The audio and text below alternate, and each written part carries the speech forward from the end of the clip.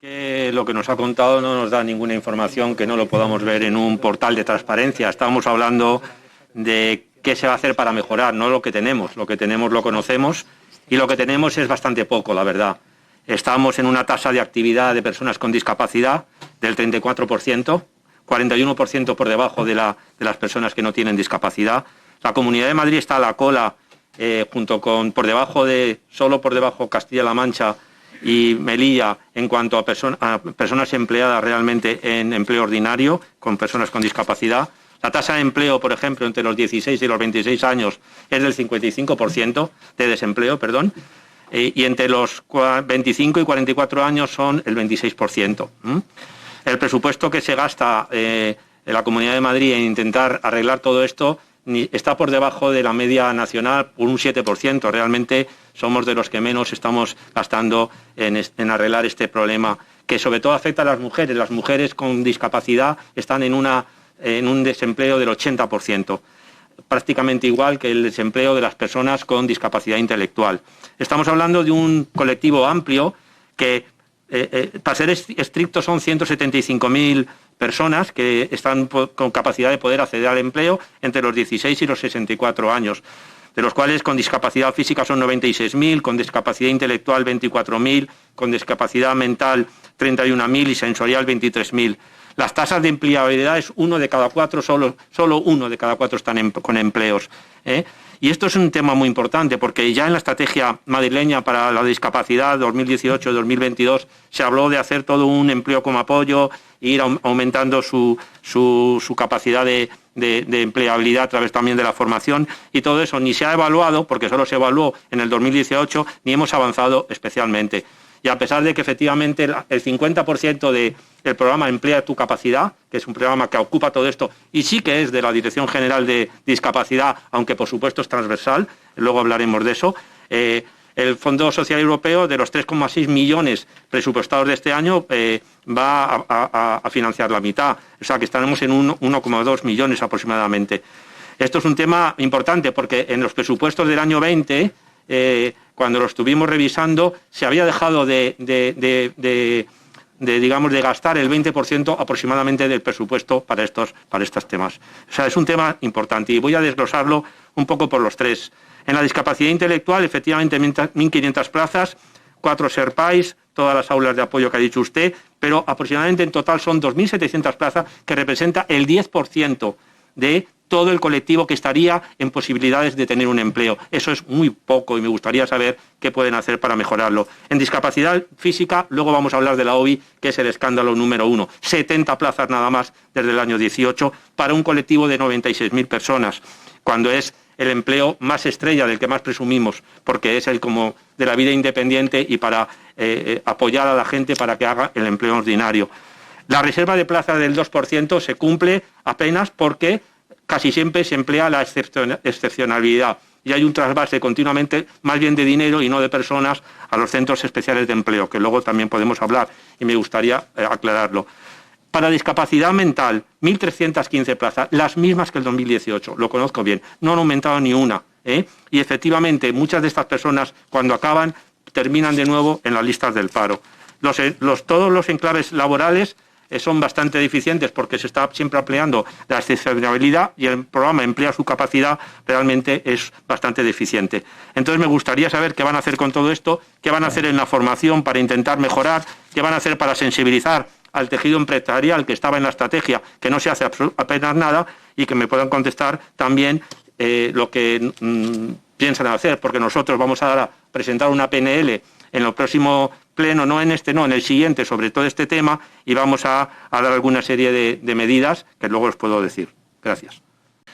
Muchas gracias, señor director. Le iba a preguntar por el tema del concierto, efectivamente, con ASPIM, porque sabíamos que se había declarado desierto hace 1 año y medio, y eso había, porque no había habido, parece ser que las condiciones son bastante draconianas y realmente ha habido problemas y por eso se había prolongado en esta entidad gestora que por cierto lleva desde el año 2006 siendo la misma.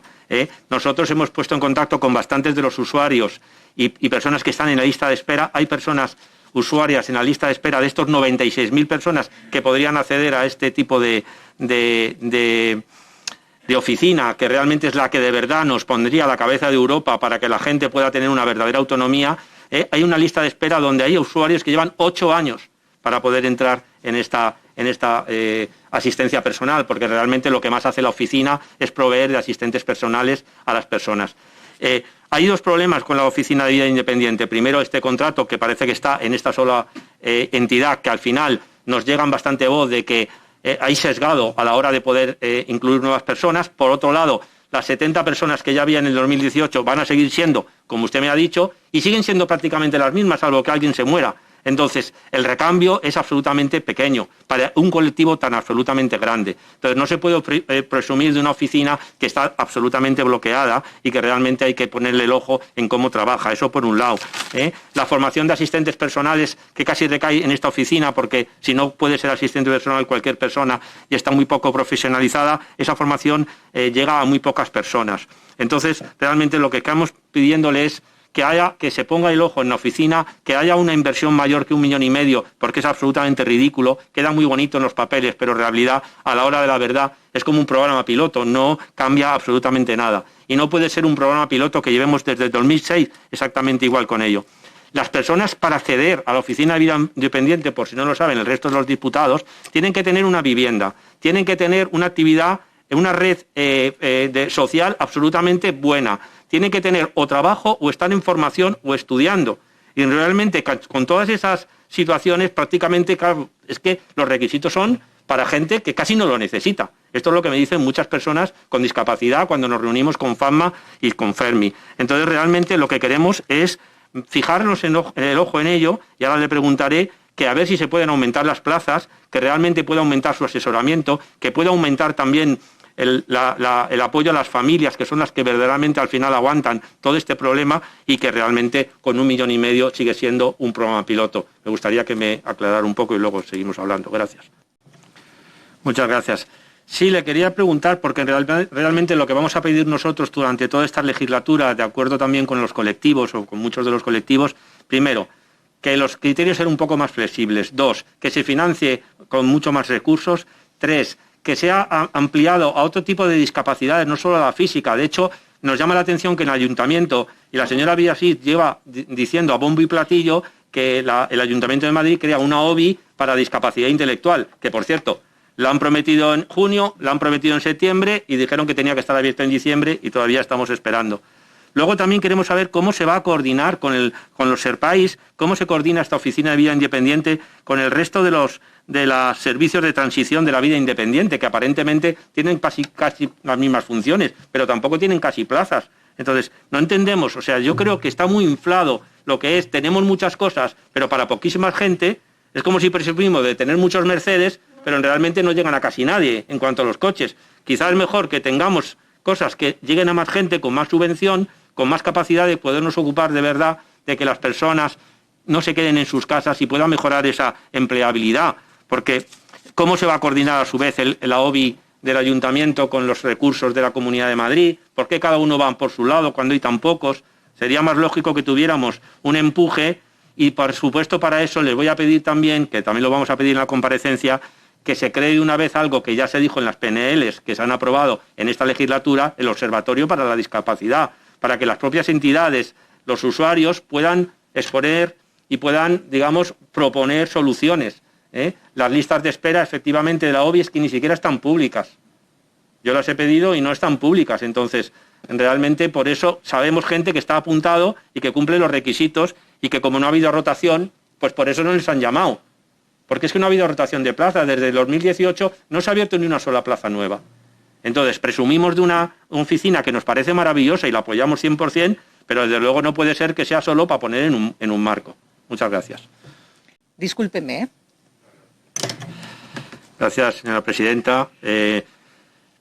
Estamos encantados de que efectivamente pueda por fin comparecer el director general. Lo primero que vamos a plantear, y desde nuestro grupo, es una reivindicación histórica de que la Dirección General se le añade el nombre de diversidad funcional a la discapacidad. En sus escritos hablan muchas veces de diversidad funcional, y creo que es de Sería interesante saber su opinión sobre esto, porque no es un pequeño matiz. Los cambios de nombre también amplían los colectivos y amplían la representatividad de la Dirección General.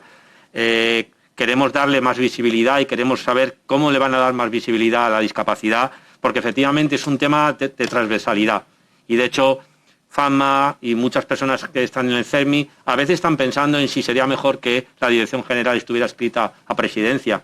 Y le querría pedir su opinión, porque en Presidencia la coordinación con el resto de las consejerías, la fuerza del Consejo Asesor sería quizá más importante. Necesitamos planes transversales que se ocupen de las leyes. Ya veremos. Queremos preguntarles sobre cómo está el tema de leyes en esta pequeña legislatura, cómo está el tema efectivamente de la atención temprana, que ya sabemos, cómo va a estar el tema del empleo, que es algo fundamental, aunque ya hemos hablado un poquito antes. ¿Cuál es el tema del empleo público? ¿Qué acciones van a hacer para mejorar la empleabilidad en el empleo público para personas con discapacidad, algo que es absolutamente fundamental? En la educación, 40.000 niños, ¿cómo vamos a conseguir que vayan más a la educación ordinaria que a los centros especiales de empleo, cuando van a ellos no porque lo necesiten, que entonces estamos totalmente de acuerdo, sino porque es una vía más facilitada que la falta de educadores, orientadores en los centros ordinarios de empleo? Queremos saber cómo se va a ocupar del ámbito rural. En el ámbito rural hay dos problemas muy serios. Uno de ellos es la violencia contra las mujeres que se han quedado aisladas por la COVID. Ha habido un aumento de denuncias de violencia de género en este tipo de colectivos y también la brecha cognitiva enorme que estamos teniendo. Y por último, me gustaría saber también temas de la accesibilidad, cómo vamos a mejorar ese ranking tan bajo que tenemos, que ya ha denunciado el relator de la ONU, incluso en los edificios públicos, incluso en esta asamblea, que en muchas de las salas no son accesibles. La accesibilidad cognitiva, por supuesto, con un aumento de la lengua de signos, etcétera, cómo lo va a gastar. Y sobre todo, me gustaría qué piensa y qué política van a hacer para aumentar la participación de los usuarios, de los colectivos, tanto en los consejos, que apenas han reunido, y ya hemos protestado en el último Consejo de la Accesibilidad, que no cumple los plazos de reunión, nos parece muy grave. ¿Y cuándo va a empezar en marcha el observatorio, que se aprobó en una PNL antes de las Navidades? Si va a mejorar las asistencias personales, ya le he oído antes decir que quizá se van a ampliar a la salud mental. Y también queremos saber si han pensado algo para el modelo residencial, puesto que, aunque las personas con discapacidad sufrieron menos que los mayores, realmente el modelo se ha quedado obsoleto y necesitamos una mejor medicalización. Entonces, todo esto, y luego ya podremos hablar un poco más. Muchas gracias. Muchas gracias. Bueno, la verdad es que lo primero que quería comentar es que y a nuestro grupo nos daba bastante pena que después de 26 años prácticamente de gobierno ininterrumpido en políticas de la discapacidad del Partido Popular, todavía se estén planteando que no se puede hacer algunas cosas porque la legislatura es de 1 año y medio. No pudimos hacer una política cortoplacista todo el tiempo, porque entonces para la discapacidad nunca es tiempo para la discapacidad. Y siempre se deja para el final. Cuando usted dice que ahora hay 82 millones más de presupuesto, es verdad que son aproximadamente unos 480 millones para la que maneja la Dirección General. La mayoría son para poner al día los acuerdos marcos y que las entidades no se asfixien. Pero también es verdad que cuando revisamos el presupuesto último, se habían dejado de gastar casi un 20% de ese presupuesto, que se habían desviado a otras cosas. Igual los 820 millones que no se gastó la Consejería de Sanidad en plena pandemia. Entonces, ya no es solo en cuánto se va a gastar, que evidentemente usted sabe y nosotros que es absolutamente insuficiente. Estamos por debajo del 7% menos que la media nacional de las comunidades autónomas y, por supuesto, absolutamente lejos de lo que es el presupuesto que se gasta en discapacidad otros estados europeos, porque además la política aquí es que cada uno se lo pague del bolsillo, etcétera, etcétera, pero los bolsillos de las personas y de las familias con discapacidad, muchos de ellos no se pueden pagar casi nada. Y esto es un problema muy serio. La brecha y la exclusión social en las personas de discapacidad, lo ha dicho el informe FOESA, está por encima más de 20 puntos de la media nacional, por el mismo rango de otro tipo de problemas. Entonces, realmente creo que el Estado y sobre todo la comunidad autónoma, que gracias a que tenemos un Estado autonómico nos podemos ir más sobre el terreno a menos cantidad de gente y lo podemos, como usted presume, y me parece fenomenal porque usted está ahí desde hace muchos años, conocer bien ese terreno de las personas con discapacidad. Me parece bien que se haya aumentado el presupuesto, pero en realidad es en qué se gasta, para qué se gasta. Mucho del presupuesto nuevo es, primero, para arreglar lo que no se hizo en la legislatura anterior, y usted y yo lo sabemos. No se renovaron los acuerdos marcos, la pandemia creó un déficit presupuestario de que muchas entidades, lo ha dicho Plena Inclusión, estaban al borde de la quiebra técnica. O sea, rescatar todo eso, actualizar el IPC con el nuevo de los precios que hay también de todo lo que son los precios al consumo, las materias primas, etcétera, los materiales, requieren un esfuerzo que casi se va a comer ese 20 y tantos % de aumento, ese 25%. Lo sabemos. ¿Qué va a pasar? Lo que se ha visto, y yo le pido que nos lo detalle, que es que el número de plazas, el número de cosas que se puede hacer es exactamente el mismo que lo que teníamos para los demás años. Este es el tema. No vamos a aumentar mucho más, vale, 150 plazas probablemente a disposición presupuestaria, etcétera, pero en realidad son casi migajas. Yo creo que ustedes tienen que apostar pensando que van a ganar. Espero que no, que en la próxima legislatura ganemos por lo menos una coalición de izquierdas y de fuerzas progresistas. Ojalá, ya va siendo hora. Pero realmente, si no, ustedes planeen para ayudar a las personas con discapacidad a muchos más años vista. Sean un poco más generosos. Porque si este corto plazo, pues ¿por qué no convocar a elección la señora Ayuso pasado mañana para pasar a otra legislatura? Yo qué sé. Realmente el problema de la discapacidad es que siempre está a la cola. A la cola, efectivamente, en la empleabilidad. A la cola en la atención temprana, que es lo más importante. Y debería ser urgente, pero no 800 plazas, realmente hacer un plan de choque serio sobre ello. A la cola en cuanto a la violencia y aislamiento de las personas, lo que ha dicho el diputado de Vox, la soledad no deseada. Estamos en una situación donde las cifras de problemas de salud mental están aumentando de manera exponencial. Se han cuadriplicado las consultas en los hospitales y en las urgencias con este problema. Las consultas en atención primaria en personas que se han quedado aisladas en casa por la COVID y por todos los problemas de accesibilidad y por la conciliación en salud mental por personas con discapacidad está siendo dramático. Y efectivamente creo que es un problema que va a ir creciendo poquito a poco. El problema de la discapacidad fundamentalmente es que todos estamos de acuerdo, aquí los señores y señoras diputados casi siempre estamos de acuerdo, tenemos un tono conciliador, vienen ustedes, hablamos todos fenomenal, pero luego a la hora verdad casi todo sigue igual. Yo repasando lo que ha pasado en las políticas de discapacidad, en las comisiones de otros años, incluso de las legislaciones anteriores, prácticamente estamos hablando de lo mismo. El pleno de diputados por un día de plena inclusión, que vinieron los afectados, estaban contando exactamente como en un disco rayado las mismas reivindicaciones. Y todos estamos de acuerdo, pero es que la inversión tiene que ser mucho más millonaria. Y tenemos que apostar parte por los servicios públicos, no solo todo por externalizar, que luego se atascan los acuerdos marco, se desvían los dineros o se gastan en otra cosa que no tiene que ser. Y sobre todo la fiscalización de todo eso. Creo que se tienen que poner un poco más las pilas sobre el asunto. Por eso les sigo preguntando y le voy a preguntar, ¿qué van a hacer con las leyes? ¿No van a hacer nada?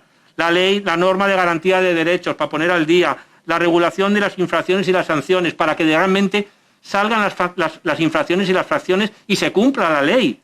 Nos contaban las personas de FAMA que no se han tramitado ni una sola sanción en estos últimos 2 años, ni una sola sanción de las 400 y pico que hay registradas por el Consejo.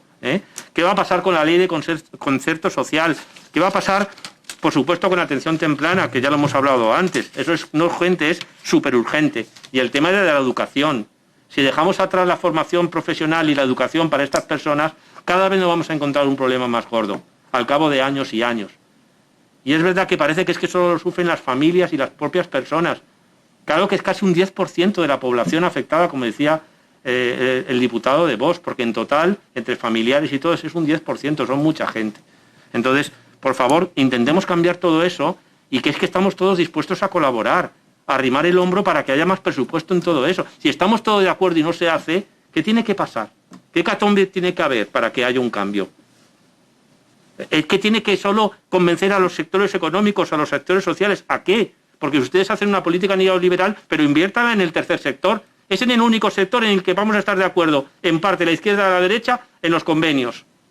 El tercer sector, sobre todo, que no sean fondos buitre ni empresas que se están comiendo cada vez más el tema de la discapacidad, que habrá que frenarlas en un momento dado. Pero las empresas como todas las que están alrededor de las agrupaciones que sabemos, son empresas pequeñas de familiares que arriman el hombro y que les damos todo su apoyo.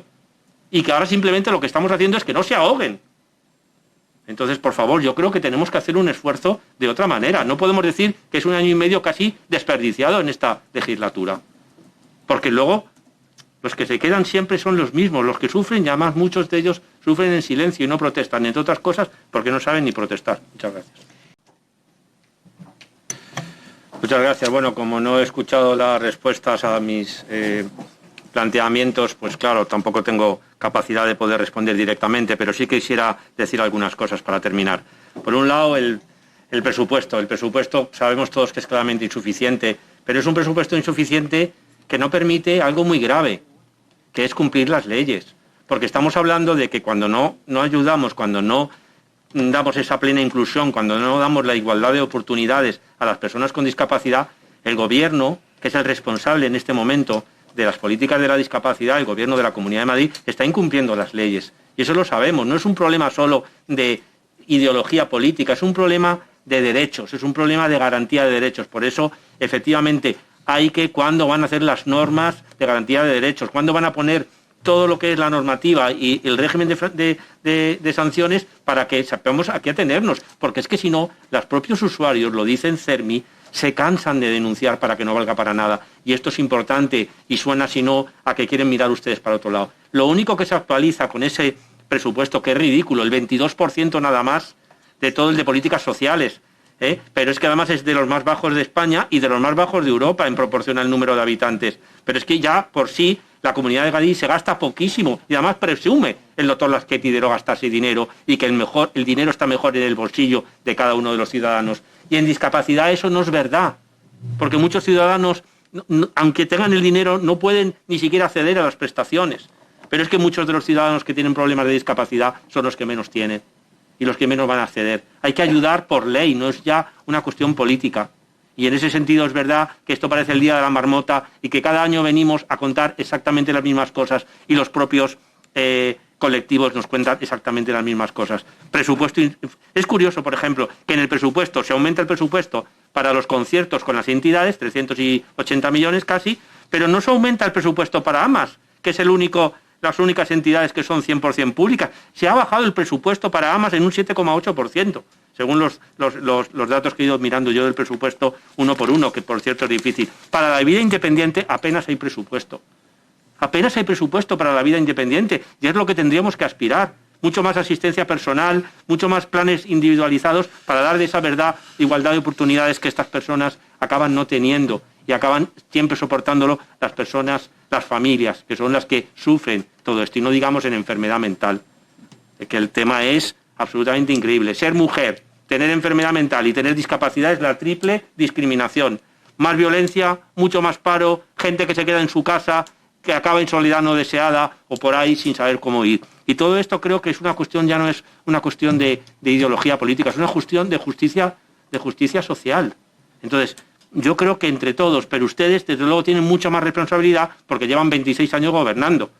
Y lo que yo he oído en los últimos tiempos es que echan ustedes la culpa al Partido Ciudadanos de lo que pasó. No, Señor porque Figueras, cuando echamos la vista atrás estaba también el PP y todo seguía igual. Muchas gracias.